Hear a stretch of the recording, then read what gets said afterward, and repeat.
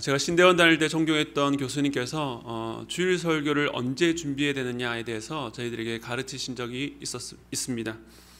월요일은 교육자들의 휴일이기 때문에 어떤 이들은 화요일부터, 그러나 또 어떤 이들은 쉬는 날인 월요일부터 준비를 해야 된다라고 하지만 교수님께서는 주일 저녁부터 바로 이어서 준비해야 된다라고 그렇게 가르쳐 주셨습니다. 주일 설교를 마치고 바로 이어서 준비를 해야지 그 전주 설교의 연장선상에서 성도들에게 집중력 있는 메시지가 나오기 때문이다라고 설명을 하셨습니다. 한동안 잊고 있었던 그 이야기가 최근에 매주 설교를 준비하면서 떠올라서 지금보다 더 일찍 준비해야 되겠다는 그런 부담감을 늘 갖게 됩니다. 그러면서 이런 질문이 생겼습니다. 그렇게 준비한 설교가 언제 마무리가 되는 것일까? 매주 주일이면 제가 제일 먼저 교회에 도착합니다. 그리고 일부 예배가 시작되기 직전까지 설교 원고를 읽고 또 읽고 고치고 또 고칩니다. 때론 정말 감사하게 그 시간에 풀리지 않았던 말씀이 풀리기도 하고 또 불필요한 말들을 덜어내고 또 메시지가 선명해지기도 합니다. 그런데 설교는 강단에서 제가 말씀을 다 전했다고 마무리되는 것은 아니라고 생각됩니다. 주일에 선포된 설교는 성도들이 살아가는 삶의 자리에서 완성되기 때문입니다. 다시 말해서 이 예배 가운데 들은 말씀으로 여러분이 살아가는 자리에서 적용하고 살아낼 때에 비로소 그 설교는 마무리가 되는 것입니다. 그러므로 사랑하는 성도 여러분, 오늘도 주시는 말씀을 여러분 마음에 담으셔서 여러분의 가정과 직장, 사업터에서 완성해 주시기를 부탁드립니다. 아멘. 이제 느헤미야 8장에 들어왔는데요. 총 13장으로 되어 있는 느헤미야에서 분기점입니다. 전반부인 1장부터 7장까지는 느헤미야가 예루살렘으로 귀환한 내용, 그리고 이 성벽을 재건하는 내용을 다루고 있다라고 한다면, 후반부인 오늘부터 8장부터는 마지막까지 그 이후 백성들의 언약 갱신과 개혁에 대한 내용을 담고 있습니다. 그러니까 전반부는 유다 공동체의 회복을 위한 이 외적인 틀을 세우는 것이라면, 후반부는 그 안에 들어가야 될 영적인 회복에 대한 말씀이고, 오늘 본문이 그 시작점에 있는 것입니다. 지난 6장에서 성벽이 완성되었지만 그것으로 끝은 아니었습니다. 또한 그때에 라는 신호를 통해서 큰 성공이 완성이 아니라 여전히 그 안에도 잠재되어 있는 위험 요소가 있다는 것을 알려주었습니다.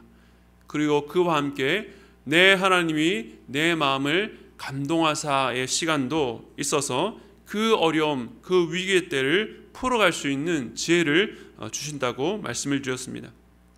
하나님께서는 유다 공동체의 회복을 위해서 고민하는 그 느헤미야에게 지혜를 주셔서 포로 귀환 명단을 입수하고 그 자료를 기초로 현재 거주하고 있는 사람들을 등록시켜서 예루살렘 성 안의 백성들이 이주해서 살아갈 수 있도록 그렇게 준비를 했습니다. 오늘 말씀은 성벽을 완성한 이후에 백성들에게 있었던 일입니다. 본문 1절을 우리 다시 한 번 더 읽겠습니다. 시작. 이스라엘 자손이 거주하였더니 일곱째 달에 이르러 모든 백성이 일제히 수문학 광장에 모여 학사 에스라에게 여호와께서 이스라엘에게 명령하신 모세의 율법책을 가져오기를 청하매. 아멘. 이 말씀이 지난 7장까지의 분위기와 사뭇 다른 것은, 지금까지는 공사를 준비하고 또 진행하고 완성하는 모든 과정 속에서 느헤미야가 주도적으로 일했지만, 오늘 본문에서는 그 느헤미야가 드러나지 않는다는 것입니다.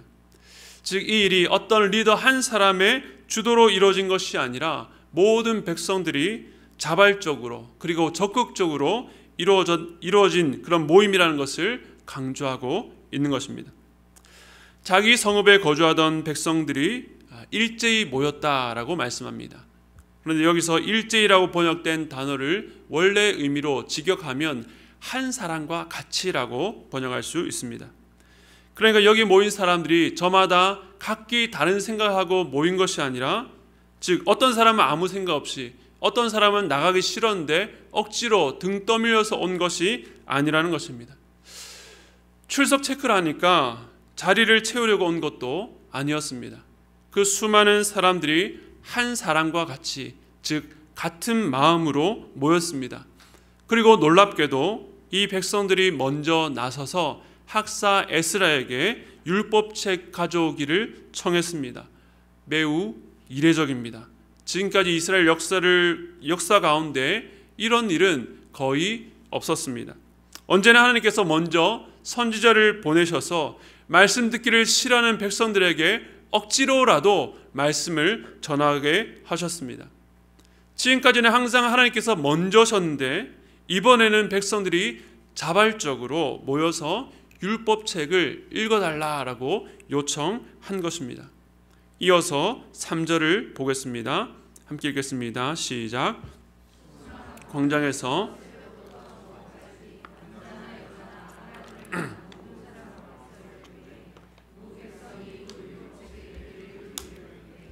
아멘.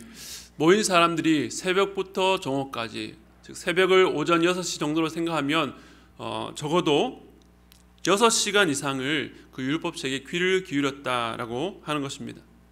지루하지 않도록 유머도 있고 감동적인 예화도 있고 그 사이사이에 여러 가지 프로그램이 있었던 것이 아닙니다. 그냥 모세오경을 창세기부터 쭉 읽어 내려가며 뜻을 풀어주는데 듣는 모든 사람들이 그 율법책의 말씀에 귀를 기울인 것입니다. 집중한 것입니다. 어떻게 이 일이 가능할 수 있었을까요? 지난 오랜 역사 가운데 어떤 백성들도 해본 적이 없던 일, 이렇게 자발적으로 모여서 말씀을 사모하는 역사가 어떻게 일어나게 되었을까요? 우리 이 상황을 이해하기 위해서 이 일이 언제 일어나는지, 그리고 어디에서 펼쳐지고 있는지를 살펴볼 필요가 있습니다. 지금은 매우 특별한 때에 특별한 장소에서 이 하나님의 말씀을 듣기 위해서 백성들이 모여 있습니다.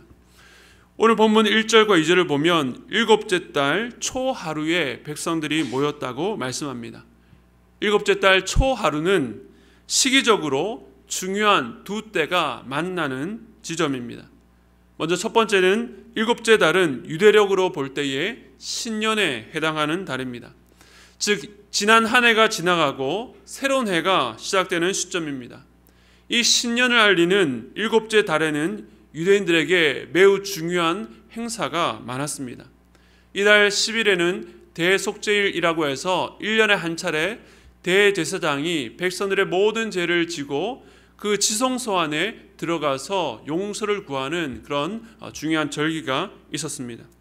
그리고 그달 15일에는 초막절 혹은 장막절이라고 해서 8일 동안 대대적으로 절기를 지켰습니다. 초막절은 이스라엘 백성들이 예전에 출애굽해서 광야에서 초막을 짓고 살 때에 하나님께서 그들을 보호하시고 지키시고 인도하셨던 그 은혜를 기억하면서 하나님께 감사하는 절기였습니다. 또한 농사력으로 보면 바로 이때가 한 해 추수를 마감하는 시기이기 때문에 지난 한 해 동안 베풀어 주신 그 모든 수확에 대해서 하나님께 감사하는 절기이기도 했습니다. 그러니까 일곱째 달 내내 이스라엘 백성들에게 하나님께서 베푸시는 은혜를 감사하고 기뻐하는 중요한 절기가 계속되기 때문에 이 달의 첫날을 나팔절로 정해서 나팔을 불면서 이 달의 중요성에 대해서 백성들에게 알린 것입니다. 그리고 이 중요한 날 첫날에 그들은 하나님의 말씀을 듣기 위해서 모여 있습니다. 두 번째로 이 때는 성벽 재건 완공의 시기와 매우 가까웠습니다. 느헤미야 6장 15절에 보면 성벽 재건을 완성한 때가 엘룰월 25일이라고 말씀하고 있습니다. 그런데 이 엘룰월은 유대력으로 볼 때에 여섯째 달에 해당합니다. 따라서 오늘 본문의 배경이 되는 일곱째 달은 성벽 재건 공사가 완공된 다음 달 첫날이니까 그들이 끝난 이후로 약 6일 정도의 지난 시점입니다. 백성들이 이렇게 모인 것은 성벽을 완성한 일과 깊이 연결되어 있다는 것을 알 수 있습니다.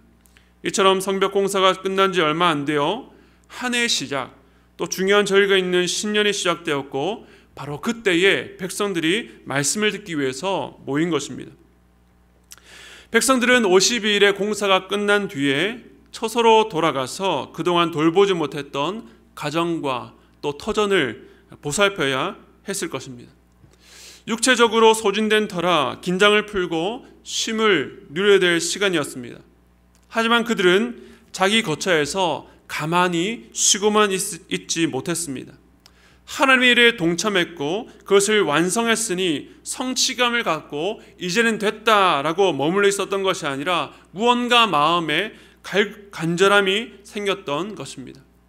성벽 완성이 최종 목표이자 완성이 아니었기 때문에 그 이후에 무언가 채워지지 않는 마음의 갈급함, 하나님의 뜻을 알기 원하는 마음, 갈증들이 더욱더 일어난 것입니다. 그것을 알고자 해서 예루살렘으로 돌아왔습니다. 우리 민족은 왜 바벨론의 포로로 잡혀갔으며 어떻게 다시 돌아올 수 있었는가?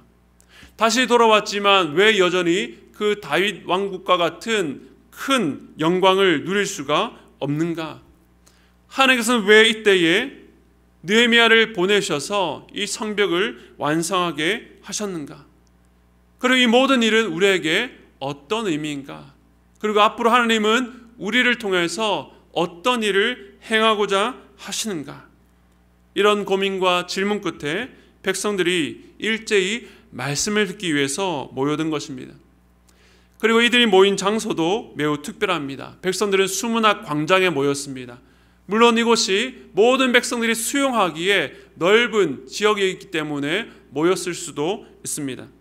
하지만 이곳에서 말씀에 갈급한 백성들에게 하나님의 말씀이 낭독된 것은 더 큰 의미가 있습니다. 여기는 수문이라고 하는 것은 성벽 안에 있는 백성들에게 물이 공급되던 문이었습니다. 백성들이 마시고 씻을 수 있는 물이 이 수문을 통해서 공급되었습니다.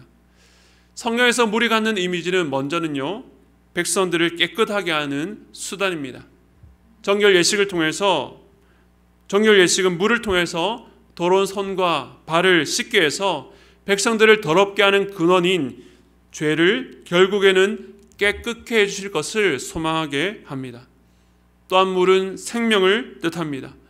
물이 없으면 사람이 살지 못합니다. 그리고 사막에 물을 대고 그 땅을 동산으로 변화시키며 백성을 새롭게 하시겠다는 이사야 선지자를 비롯해서 많은 선지자들은 이 물에 대한 이미지로 그 백성들에 대한 영적인 회복을 약속하셨습니다. 백성들이 하나님의 말씀에 대한 갈증으로 나왔는데 그들이 지금 서 있는 곳이 수문 앞 광장이라고 하는 것은 하나님께서 장차 이 말씀을 통해서 그들의 영혼의 갈급함을 채워주실 것이라는 기대감을 갖게 하는 것입니다. 하나님의 말씀이 주어지는 것은 하늘로부터 땅 위에 있는 인간에게 임하는 초월적인 사건입니다. 그러나 이러한 하나님의 초월은 우리가 살아가는 삶과는 별개로 이루어지는 것이 아닙니다. 언제나 이 땅 위에 살아가는 백성들이 처해 있는 구체적인 때와 장소라고 하는 정황을 통해서 주어지는 것입니다. 그리고 보이지 않는 하나님의 섭리는 우리를 위해서 그 때와 장소를 만들어가고 있는 것입니다. 이 유다 공동체에게 지금껏 한 번도 없었던 일, 자발적으로 모여서 말씀을 들려달라고 요청하는 모습은 우연히 일어나거나 유다 백성들 스스로 깨우쳐서 일어난 일이 아닙니다. 느헤미야와 함께 여러 어려움 속에 성벽 공사를 하며 그 속에 경험했던 하나님의 선한 손길, 그 갈망이 일곱째 달이라고 하는 유다 공동체에게 중요한 시기와 맞물려서 이 절기를 위해서 모여야 하는 때에 그들 속에 말씀에 대한 갈급함이 주어진 것입니다. 하나님은 오늘도 우리의 시간 속에 일하고 계십니다.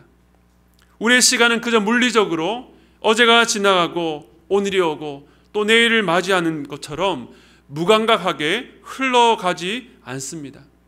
하나님께서는 우리의 삶에 여러 사건들을 일으키시고 중요한 때를 만나게 하셔서 말씀을 들을 수 있는 기회를 주시는 것입니다. 우리 마음에 갈급함을 일으키십니다. 저는 사실 매주 말씀을 전하면서도 마음에 흡족했던 적이 없습니다. 설교를 하고 나면 늘 자책하게 되고 제 방에 들어가서 숨고 싶을 때가 있습니다. 그런데 그 말씀 앞에서 간절하게 반응하시는 이 성도들의 소식을 들을 때마다 하나님께서 우리 성도들의 시간 속에서 열심히 일하고 계시다는 것을 확신하게 됩니다. 그래서 설교는 저 혼자서 준비하는 것이 아니라 하나님께서 앞서서 성도들의 삶 속에서 먼저 일하고 계시고 그 말씀을 들을 수 있는 마음과 환경을 준비시켜 주시니 우리 주님과 함께 동역한다는 것을 깨닫게 되는 것입니다. 그래서 한 주간의 여러 일들을 겪으며 여러분의 삶과 여러분의 마음 속에 말씀에 대한 갈급함이 일어나고 이전에 들리지 않았던 말씀이 들리는 것은 지금 하나님께서 여러분의 삶 속에 일하고 계시다는 증거입니다. 그럴 때에 우리는 어떻게 해야 될까요? 이사야 55장 6절 말씀 하나님의 약속 우리 같이 읽겠습니다. 시작. 너희는 여호와를 만날 만한 때에 찾으라. 가까이 계실 때에 그를 부르라. 아멘. 마음의 갈급함은 여호와를 만날 만한 때가 왔다는 의미입니다. 오늘 본문의 유다 공동체는 여호와를 만날 만한 때에 여호와 앞에 나가서 그분의 말씀 앞에서 귀를 기울이고 있습니다. 마찬가지입니다. 우리 마음의 말씀에 대한 갈급함을 주시고 그런 소원이 생기는 것은 우연찮게 갑자기 생긴 일이 아닙니다. 하나님께서 여러분의 삶 속에 여러 가지 사건들과 일들을 통해서 여러분 마음에 기대감을 주시고 마음을 준비시키신 것입니다. 장차 일어날 일에 대한 기대감, 하나님의 일에 대한 기대감, 하나님의 뜻을 알고 싶은 그 마음이 부어지는 것입니다. 그럴 때 우리가 해야 될 일은 수문 앞 광장으로 나아가는 것입니다. 하나님의 말씀이 있는 곳, 하나님의 말씀을 들을 수 있는 곳, 그것이 이 예배 자리든 여러분 개인의 경건의 자리든 그 자리에서 부어질 하나님의 말씀을 기대하셔야 하는 것입니다. 왜 그렇습니까? 하나님께서 마음에 소원을 주시고 그 길로 이끄셨다면 순종하는 자에게 반드시 선물이 예비되어 있기 때문에 그렇습니다. 하나님께서 예배하신 그 열매를 먹게 되어 있기 때문입니다. 하나님께 주시는 갈급함으로 여러분의 삶의 수문앞 광장으로 날마다 나아가시는 여러분 되시기를 축복합니다. 1절에서 3절까지는 8장 전반부의 그림을 한눈에 요약해서 설명하는 것이고 4절부터는 이 내용을 좀 더 자세하게 묘사하고 있습니다. 학사 에스라가 특별히 지은 나무 강단에 서고 그 곁에서 오른편과 왼쪽에 사람들이 서 있습니다. 아마도 이 당시 율법책은 두루마리 형태로 되어 있기 때문에 매우 부피가 컸습니다. 그래서 곁에 있던 사람들이 이것을 함께 들고 읽을 수 있도록 교대로 순번을 바꿔가면서 6시간 동안 말씀이 낭독될 수 있도록 도왔을 것입니다. 그리고 5절과 6절은 이 율법책 앞에 선 백성들의 반응을 기록해 놓았습니다. 이 말씀은 갈급한 심령을 가진 자가 말씀 앞에 어떻게 반응했는지 이들의 행동을 통해서 우리는 세 가지로 정리할 수 있습니다. 먼저 에스라가 백성 위에서 그들의 목전에서 책을 펼 때에 모든 백성들이 일어났습니다. 그리고 두 번째는 에스라가 위대하신 하나님 여호와를 송축하며 즉 찬양하니까 백성들이 손을 들고 아멘 아멘 응답했습니다. 그리고 세 번째는 몸을 굽혀 얼굴을 땅에 대고 여호와께 경배했습니다. 이 세 가지를 짧게 요약하면 기립, 그리고 찬양, 그리고 경배, 이 세 단어로 요약할 수 있습니다. 목마른 심정으로 주님의 말씀을 듣기 위해 나아간 사람들의 모습을 잘 보여주는 것입니다. 말씀을 끝으로 이 세 가지를 짧게 생각해 보도록 하겠습니다. 먼저 기립입니다. 우리가 사무실에 있다가 손윗 사람이 들어오면 거의 반사적으로 일어나서 맞이합니다. 생각하고 판단하기 전에 몸이 먼저 반응하는 것이죠.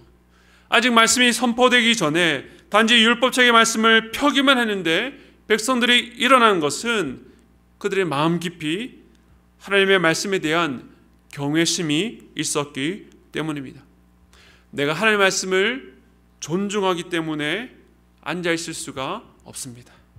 이제 곧 말씀을 주실 하나님을 고대하며 기대합니다. 그런 마음으로 누군가의 지시가 아니라 말씀에 대한 갈급함과 간절함, 경외심이 그들로 하여금 반사적으로 반응하게 한 것입니다. 선포될 말씀 앞에 얼마나 집중하고 있는지를 알 수 있습니다.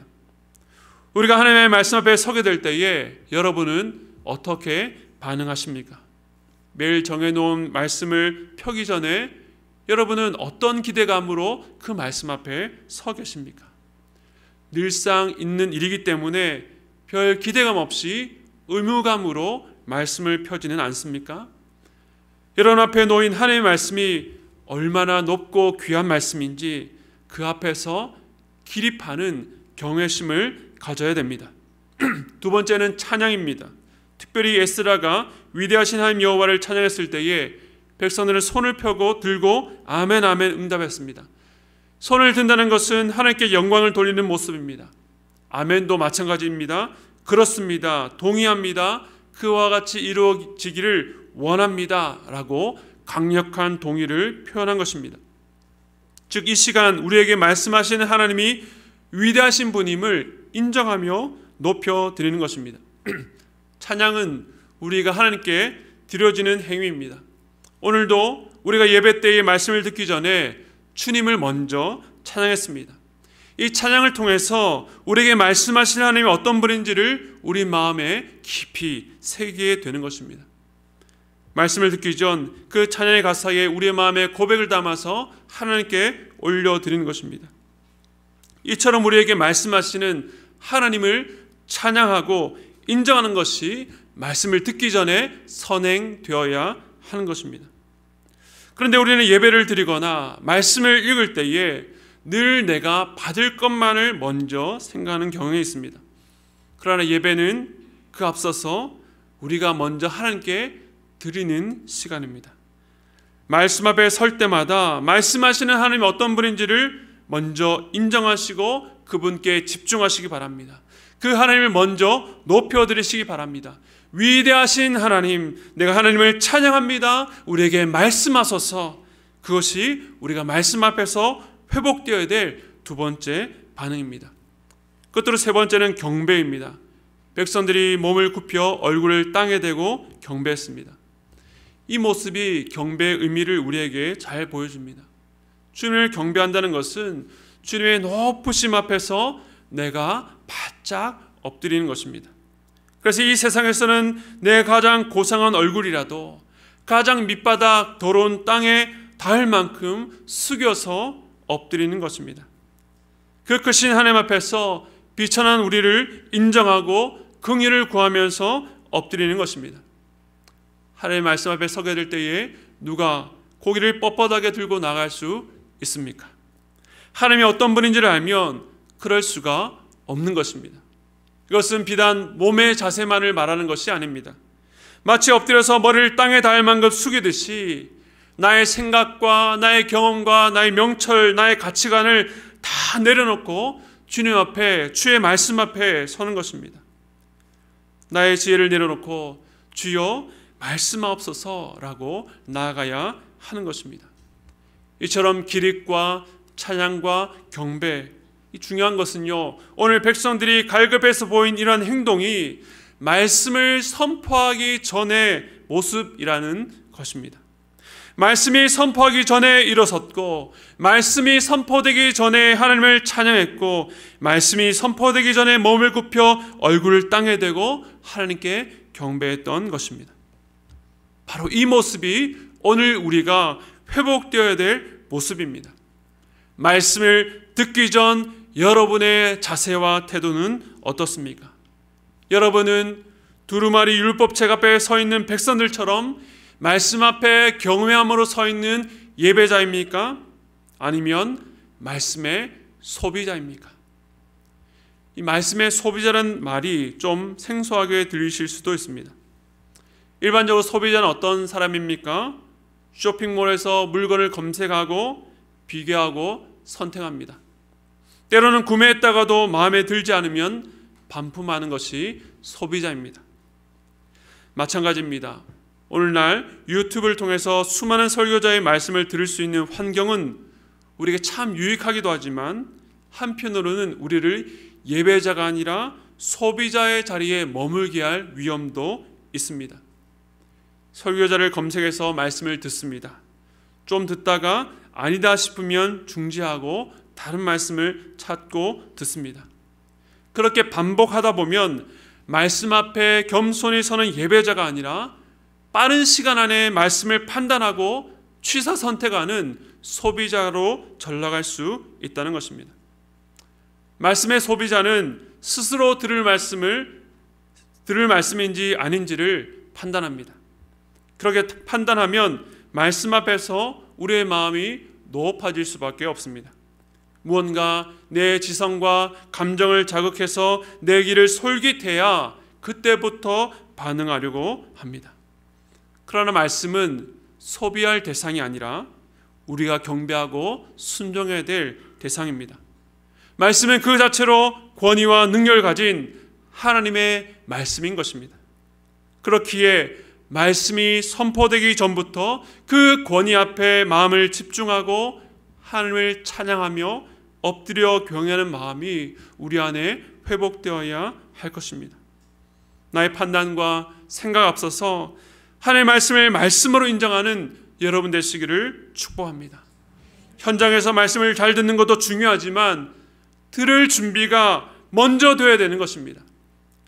들을 준비란 하나님의 말씀을 그 권위를 인정하고 이 말씀을 하시는 하나님이 얼마나 높으신 분인지 내가 그 앞에서 무릎 꿇고 겸손히 경배하며 귀를 기울일 수밖에 없는 연약한 자인 것을 확인하는 것입니다.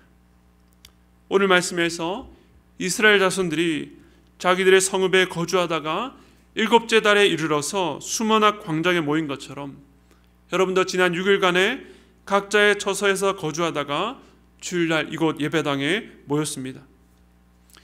어떤 분에게는 지난 한 주가 너무나 지친 시간이었을 수도 있습니다. 어떤 분에게는 다시는 돌아가고 싶지 않은 시간이었을 수도 있습니다. 하지만 그 시간은 그저 그렇게 흘러온 것이 아니라 하나님께서 여러분 삶 속에서 일하신 시간이라는 것을 기억하시기 바랍니다.